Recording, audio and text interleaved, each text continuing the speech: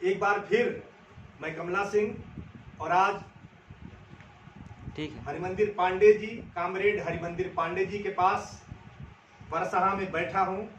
और अभी थोड़े दिन पहले आपके 2 वीडियो लोगों में बहुत ही लोकप्रिय हुए। अभी हमारे चैनल पर कैफी साहब के बारे में आपसे जो बातचीत हुई थी काफ़ी लोकप्रिय हो रही है, लोग पसंद कर रहे हैं, लोग जानना चाह रहे हैं, लोग सुनना चाह रहे हैं। तो उसने मुझे फिर आपके पास आने के लिए मजबूर किया कि आपकी वो कहानी जिसको आप सुना रहे हैं, लोग बड़े कायदे से सुन रहे हैं, बड़ी दिलचस्पी लेके सुन रहे हैं, उस कहानी को आगे बढ़ाने की ज़रूरत है। और उस कहानी में मैंने चर्चा किया था कि इसमें बाबा आजमी की चर्चा आएगी, फतेह मंजिल की चर्चा आएगी, जानकी कुटीर की चर्चा आएगी, बहुत सारी बातें आएंगी। तो कई सारी बातें उसमें अभी बाकी रह गई हैं। इसलिए मैं आज आपसे चाहूँगा कि बाबा आजमी की भी चर्चा आए और आज की चर्चा आप अपने उसी अंदाज में शुरू करें। धन्यवाद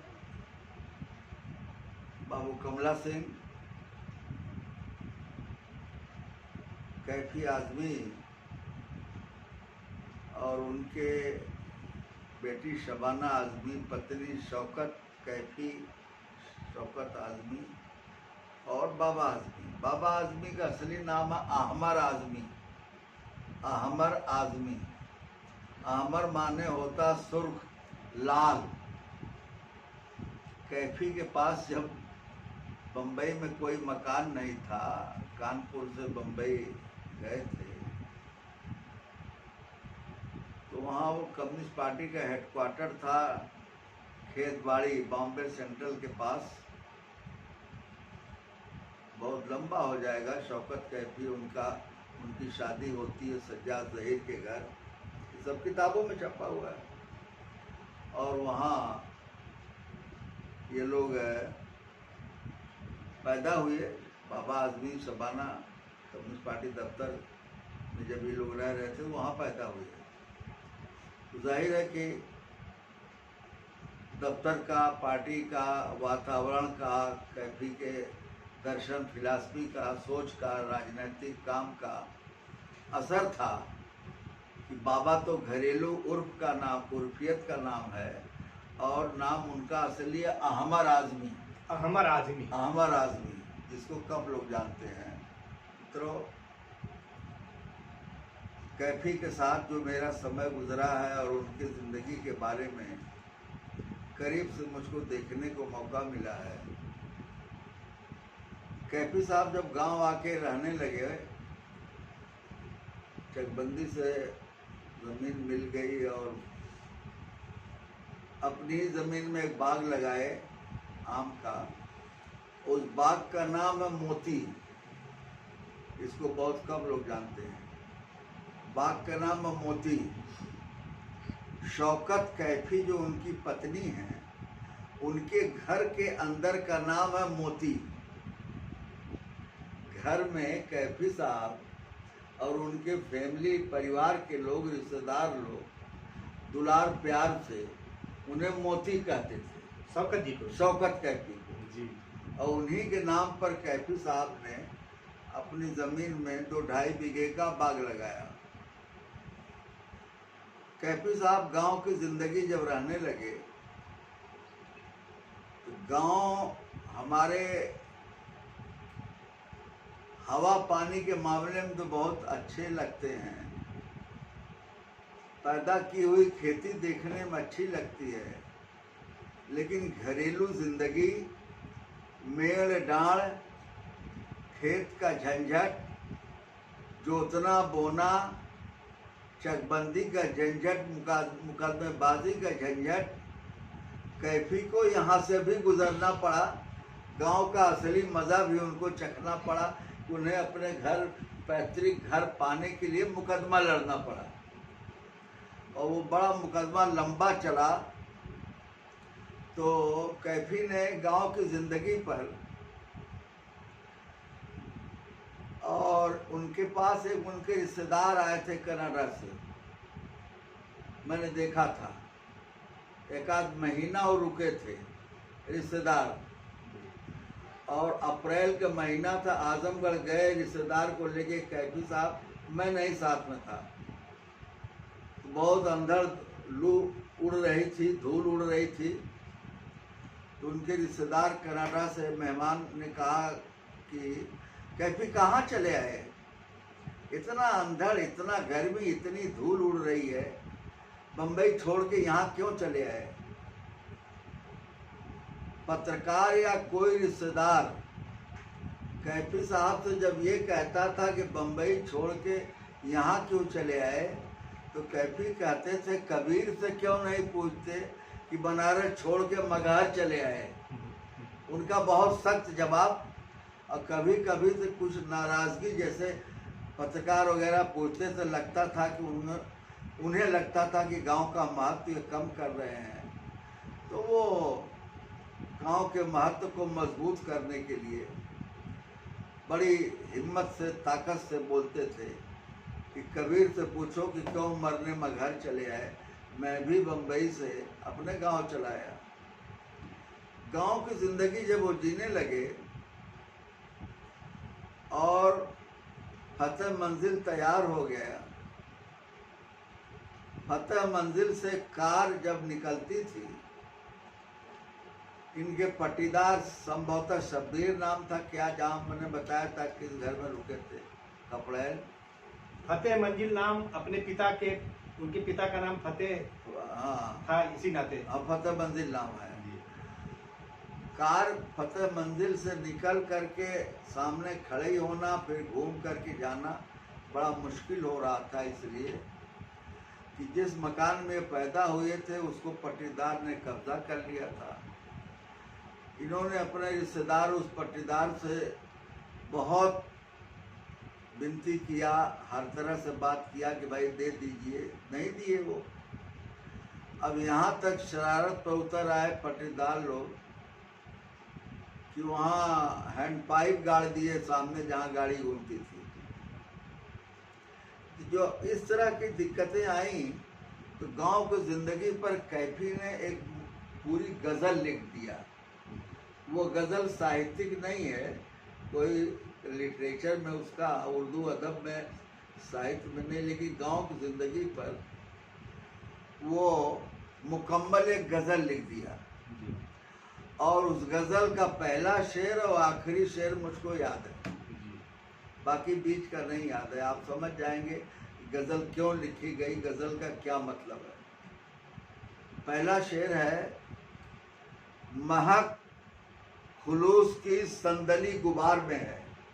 महक माने सुगंध, खुलूस माने सद्व्यवहार, संदल माने चंदन। ये धूल जो मेरे गांव की है, ज़िले की, ये चंदन, अब समझ गया। महक खुलूस की इस संदली गुबार में है, मोहब्बत आज भी जिंदा मेरे दयार में है। वाह। मोहब्बत आज भी जिंदा मेरे दयार में है। ये शेर मुझको बेहद पसंद है। छोटी बड़ी जगहों पर कभी कहीं बुलाया जाता है, ऐसा मौका आता है, कोई बाहर से आए हैं, कभी वेलकम या शब्द कुछ कहना है, तो मैं इसी शेर से बात शुरू करता हूँ आजमगढ़ में कभी कभी। और इस गज़ल का आखिरी शेर सुनिएगा।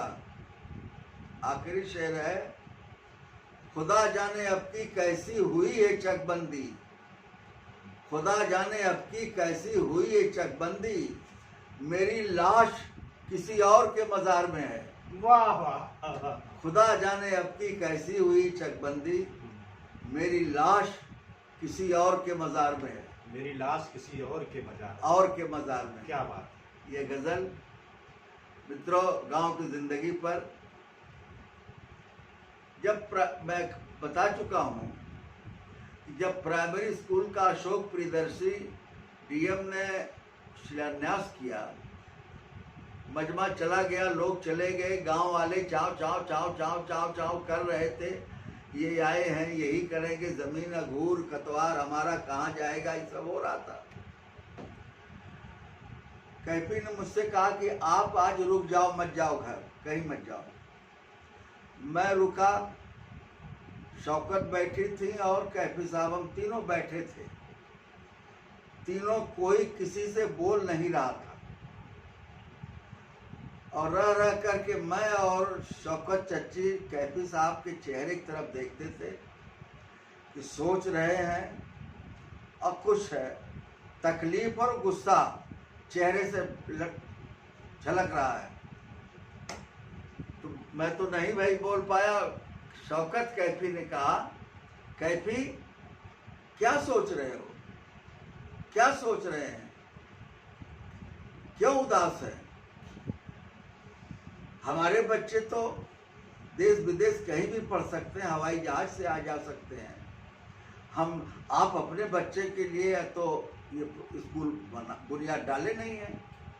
गांव के लोग पढ़े लिखे नहीं हैं, उनके बच्चों की तालीम शिक्षा के लिए आप स्कूल बना रहे हैं, तो ये सब तो प्रॉब्लम आपके सामने आएगी। वो नहीं समझदार है। समझदार होते तो स्कूल होता, पढ़े लिखे होते, आपका ताउन करते, आपका सहयोग करते। और वो लोग आज नाराज दिखाई दे रहे हैं, तो उन्हीं को तो ठीक करने के लिए आप आए हैं बम्बई छोड़ के। बिल्कुल बिल्कुल। कैफी के जवाब था, नहीं, न मैं निराश हूं, न मैं हताश हूं, और न मैं किसी से डरने वाला हूं। मैं यहीं रहूंगा, और मैं जो सोच के आया हूं वह सब मैं यहाँ करूंगा। मैं गांव छोड़ के बम्बई वापस नहीं जाऊंगा। और फिर वो सब काम चलता रहा। फतह मंजिल से कार निकलने के लिए हैंडपाइप कोतवाल को पता चला। पहले सुन लीजिए, जो कनाडा के मेहमान आए थे, जाहिर है कि उनके सूटकेस में कोई डॉलर वॉलर था। रात को चोरी हो गया। वो पेटी खेत में टूटी हुई मिली। कोतवाल आए, पुलिस आए। कोतवाल साहब टोला मोहल्ला गांवों को, नौजवानों को बुलाए। कोतवाल ने कहा, उस वक्त के कोतवाल ने कहा, कैफी साहब कहिए तो मैं आपके गांव में चोर पकड़ दूं। उसी समय चोर पकड़ दूं। कैफी साहब ने कहा, बस बस मैं यही चाहता था, आप चोर मत पकड़िए, जाने दीजिए, चोर मत पकड़िए, जाने दीजिए। कैफी साहब ने कोतवाल से को बताया कि भाई मेरे रास्ते में एक तो मेरी पैतृक जमीन वो लोग घर कब्जा किए हैं, सामने का सहन, मेरे गेट के सामने का सहन भी कब्जा कर रहे हैं, मैं कैसे निकले आऊं जाऊं? कोतवाल ने हैंडपाइप उपाड़ लिया। एसडीएम ने आदेश दिया कि वहां से हैंडपाइप उपाड़ दिया जाए। कोतवाल हैंडपाइप निकलवा करके ले जाके कोतवाली में रख दिया। वो वहां सड़ गई। बोलने नहीं पाए जिन्होंने ऐसे ही शरारत किया था। जब कोतवाल ने कहा कि गांव में ही आप चोर पकड़ दूं, तो कैफी साहब ने मना कर दिया कि बस हो गया। तो मुझे लगता है कि उनको लगा होगा कि मेरे गांव घर पड़ोस का ही कोई शायद पकड़ा जाए, और फिर उसको लेकर के तरह तरह का लोग सोच सकते हैं कि मुझे पकड़वा दिया, मुझे कुछ कर दिया। तो कुछ इसी तरह का असर रहा होगा। जाहिर है, जी, जाहिर है कि यही बात रहे। एक बड़प्पन उन्होंने दिखाया, ये मामूली बड़प्पन है। बहरहाल तो फिर हैंडपाइप उपाड़ के रास्ता साफ करा दिया कोतवाल ने।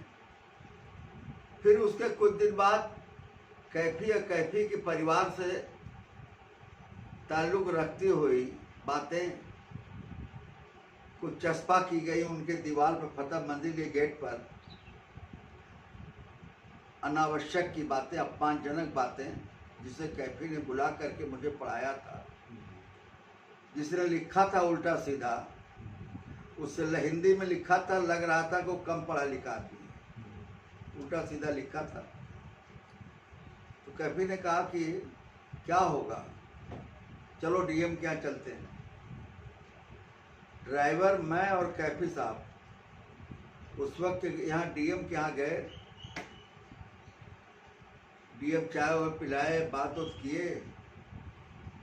फिर एडीएम प्रशासन को डीएम ने फोन किया।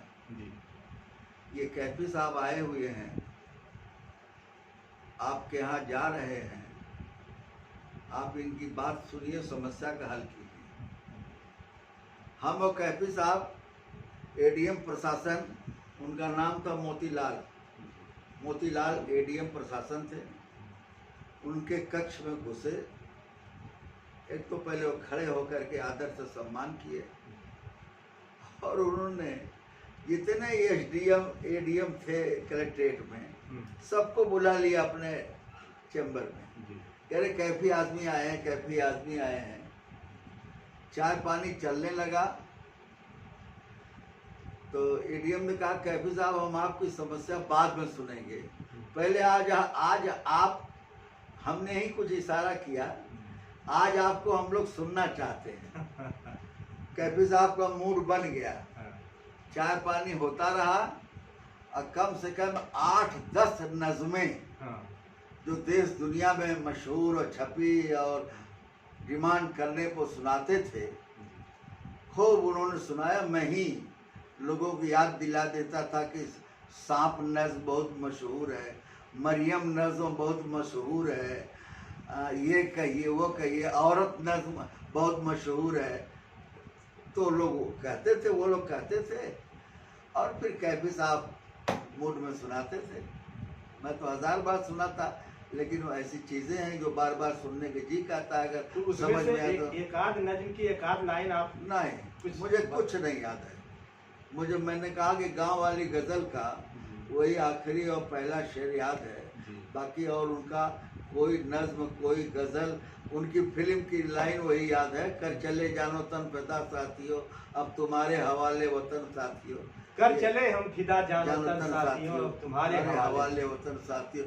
ये अमर गीत, ये 2 लाइन दुनिया जानती है, मैं भी जानता हूँ, ये मुझको याद है साथियों। बहरहाल वहाँ हुआ, तब मोतीलाल एडीएम ने कहा कैफी साहब बताइए क्या समस्या है। तो कैफी साहब ने सारी समस्या बताया, आने का इतिहास, पट्टा और मकान खड़ा हो गया उसका इतिहास, अब घर से निकलने आने जाने कार का दिक्कत बताया उन्होंने। उन्होंने कहा कि मैं चाहता हूँ कि वो मुझको दे दे, ज़मीन के बदले ज़मीन ले लें, पैसे ले लें, लेकिन वो कुछ मान नहीं रहे हैं। तो मोतीलाल एडीएम ने कहा कि कैफी साहब जब जब आप आएंगे हम लोगों को बताएंगे, हम लोग पुलिस भेज करके रास्ता साफ करा देंगे, और जब आप चले जाएंगे तब वो कोई ना कोई समस्या खड़ी करता रहेगा। ये इसका परमानेंट सल्यूशन नहीं है। कहन क्या है, कहन कि आप सिविल सूट कर दीजिए, दीवानी में दावा कर दीजिए।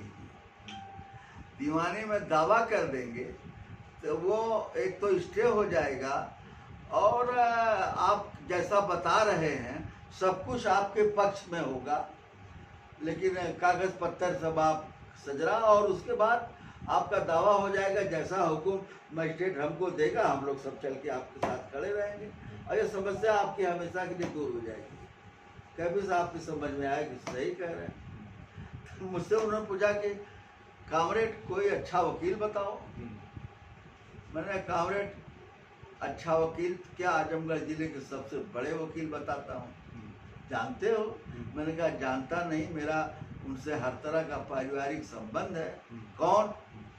मैंने कहा कि पीएन राय एडवोकेट, बहुत बड़े वकील हैं आजमगढ़ के, पॉपुलर।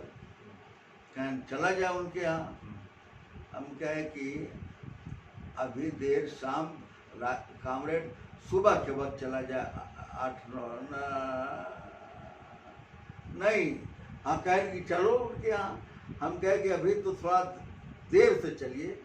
गए पार्टी ऑफिस, कुछ आराम किए, और 2:30-3-4 बजे कहें चलो। गए हम लोग पीएन राय, जाके हमने बताया। पीएन राय घर से भागे निकले, ऐसे ही दोनों हाथ फैला के प्रणाम किए। कैफी साहब ने कहा कि वकील साहब मेरी समस्या, प्रॉब्लम है, मुकदमा करना है। कैफी साहब सब कुछ होगा, आप मेरे यहाँ आए हैं, मैं गौरवान्वित महसूस कर रहा हूँ, मेरा सम्मान बहुत बढ़ गया। कहन क्या रुपया पैसा लगेगा? कहन तब मेरी वकालत कैसी? कभी साहब आपका कोई रुपया पैसा नहीं लगेगा, और फिर मिला जाए, हम लोग बैठा जाए, हम जो जो कागज़ पत्तर बताते हैं ये सब मिल जाएगा, मुकदमा खड़ा हो जाएगा, आप जाइए और सारी जिम्मेदारी मेरी है। जब मैं कहूँगा कि कोई आता जाता रहे तो ऐसा कर दीजिएगा। गए हम लोग, मुकदमा बन गया। एक पैसा शुरू से आखिर तक पीएन राय नहीं लिए। कमीशन कई आया गया।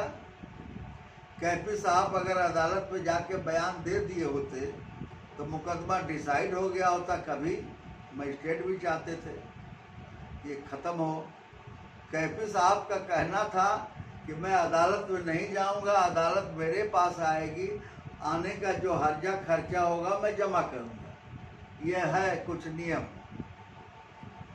अब इस हर्जा खर्चा जमा करने में जाहिर है कि वकील साहब पीएन राय की तरफ से दरखास्त पड़ती थी कि मेरा मुवक्किल माजूर है, नहीं है, आने में असमर्थ है, नहीं आएगा। तो विरोधी क्या करता था कि अखबारों में छपता था कैफी साहब अमेरिका गए हैं, कैफी साहब दुबई मुशायरे में गए हैं, जश्न कैफी में गए हैं, लाहौर गए, कराची गए, सब अखबारों में छपता ही था। हिंदुस्तान में तो वो अखबारों की कटिंग वो मुखालिफ वकील पेश करता था कि श्रीमान ये कह रहे हैं कि माजूर हैं और फालिज मारे हैं, नहीं आने में असमर्थ हैं, ये देखिए हवाई जहाज और गाड़ी घोड़ा से घूम रहे हैं। इसमें बहुत दिन लग गया, इसमें काफ़ी दिन लग गया। और कैफी साहब 10 मई 2002 को मर जाते हैं। 10 मई 2002 को कैफी आदमी मर जाते हैं। बीच में मुकदमे में इनके पैरवी करने गांव से उस पट्टीदार के चक्कर में कोई सामने आके नहीं खड़ा होता था। गांव जितने इनके लोग थे कोई सामने आके नहीं खड़ा होता।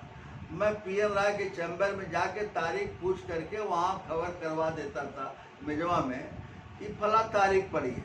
अक्सर मैं आता जाता रहा। तो कैफी साहब मरते हैं और 1 जुलाई 2002 को कैफी साहब पर 30 जून को मेरे यहाँ शबाना का फोन आता है कि 1 जुलाई को घर पे मेरे कैफी को, अब चाहे हम लोग शोक सभा कहें या उन लोगों के समाज के मजलिस कहें, है आपको आना जरूरी है। मैं बनगांवरपुर स्कूल पर था, अकेले में था उस वक्त।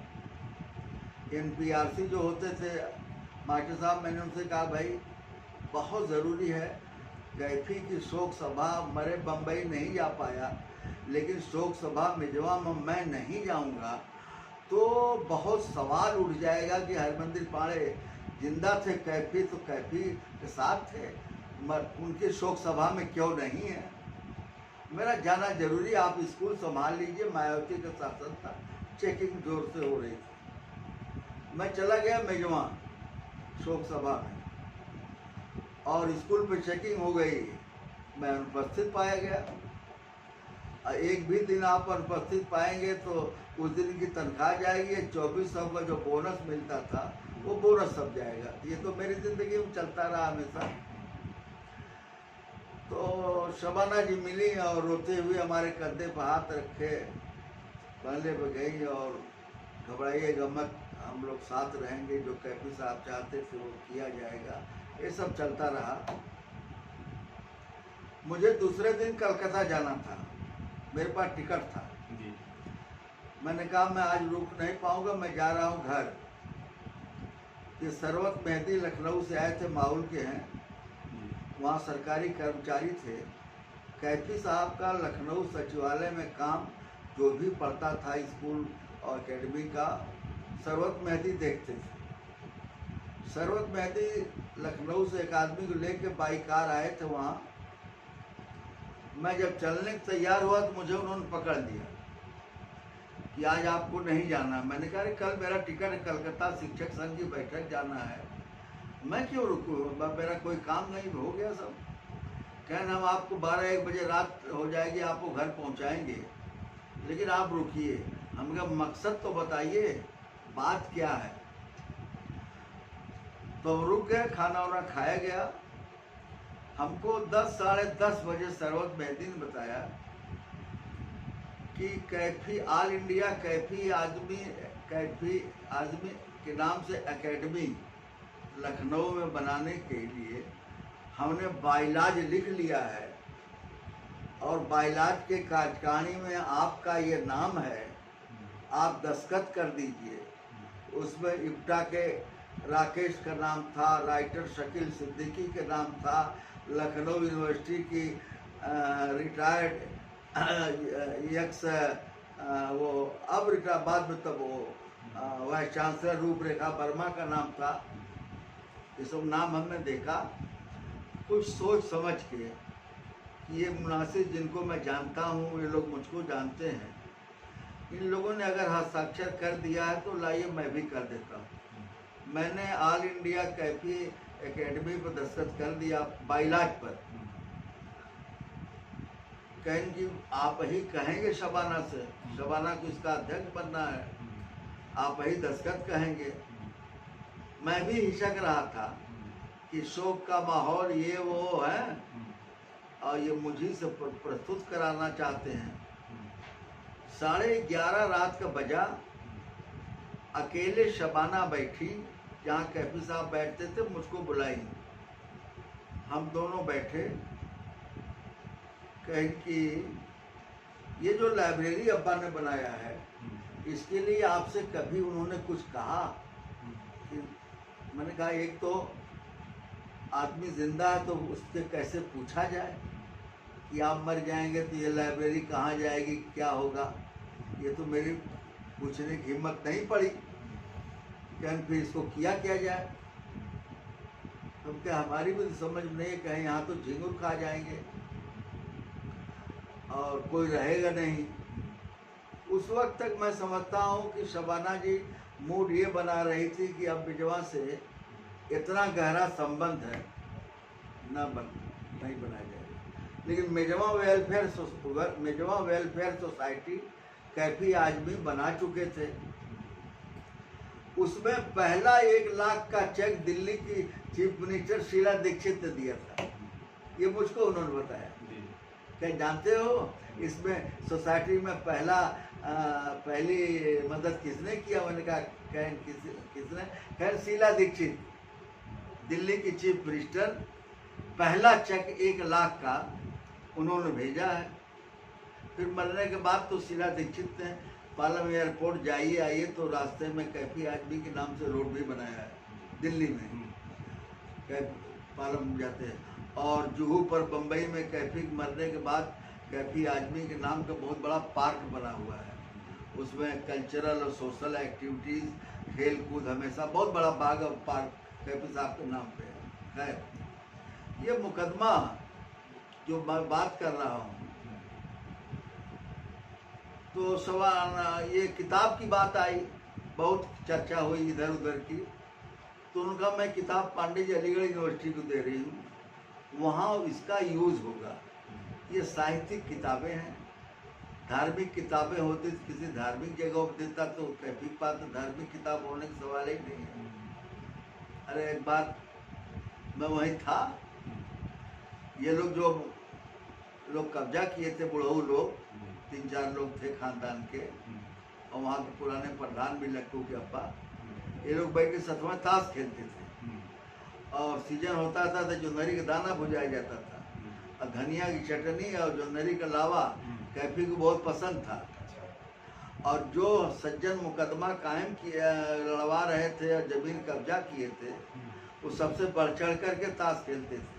और उनको शब्बीर भाई या शब्बू भाई क्या कैफी कहते थे, हैं? कोई दुराव नहीं, मुकदमा चल रहा है, कोई दुराव नहीं जमीन का।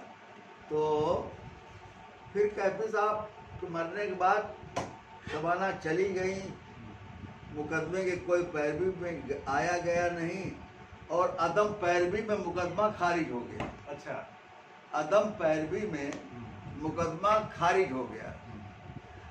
अब मैं भी बहुत परेशान हुआ।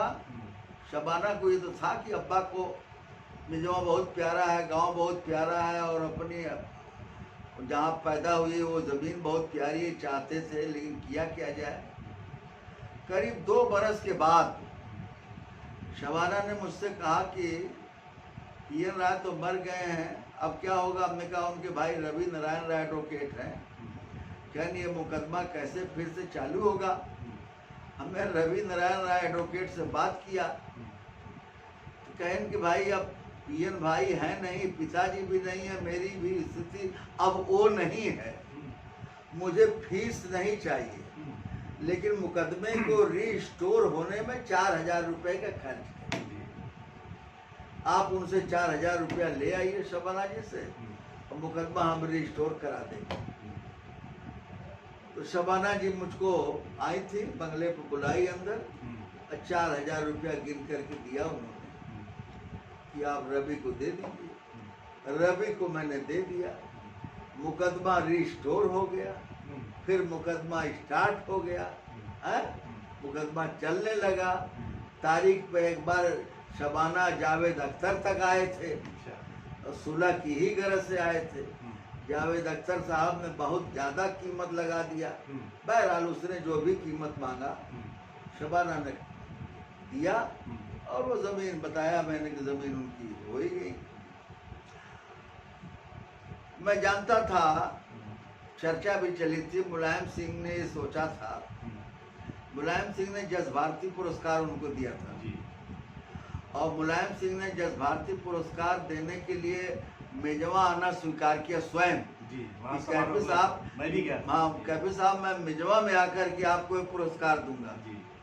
अब मिजवा में तैयारी होने लगी, हम लोगों को सारी सूचनाएं मिलने लगी। उसी समय राजीव गांधी की हत्या हो गई। 1 महीना वो उत्सव समारोह स्थगित हो गया। जिन लोगों को खेत में बांस बल्ली गड़ी थी, उस प्रशासन ने कहा कि हम आप लोगों को मुआवजा देंगे। 1 महीना तक बांस बल्ली गड़े रह गई। फिर मुलायम सिंह आए, शबाना आजमी रोड की घोषणा किए। कैफी आजमी का रोड पहले से था ही। जान लीजिए कि कैफी आजमी रोड पर होता यह है कि बोली मसूद साहब ने मुझसे कहा, PWD मिनिस्टर, कि जनता से दस्तखत करवा लो 100-200 का, और वही मुझको दे दो, तब सरकारी होगा। ऐसे डायरेक्ट सीधे नहीं, पहले दस्तखत करवाओ। तो 2-4 प्रधानों से और मैं यहाँ से जाके अगल बगल दस्तखत करवा करके उनको दिया था। कैफी आजमी रोड हुआ, तो वो मुकदमा खत्म हुआ और ज़मीन शबाना को मिली। तब शबाना ज़्यादा गांव पर आना जाना, मिजवा वेलफेयर सोसाइटी के ज़रिए उस जरी का काम, अब क्या क्या होता है आप जानते ही हैं। फैशन डिजाइनर और लखनऊ से और जरी का काम, और आज वो मुंबई और अमेरिका तक वहाँ का जरी का काम जाता है। कैफी आजमी बहुत प्रतिबद्ध आदमी थे, कमिटेड थे। और मैं बाबू कमला सिंह कहना चाहता हूँ, कल्चरल दुनिया में, बम्बई की फिल्म, बॉलीवुड दुनिया में जितना वेल सिविलाइज्ड, कल्चर्ड और सोशल दिमाग की पूरी फैमिली जिस ऊंचाई पर है, उस ऊंचाई पर बम्बई या दुनिया के किसी देश में कोई फैमिली मुझको मिलती नहीं। पूरी दुनिया में फैमिली उस तरह की सुसंस्कृत और सामाजिक सोशल नहीं मिलती है। कैफी से बड़े बड़े शायर हिंदुस्तान में दुनिया में हैं।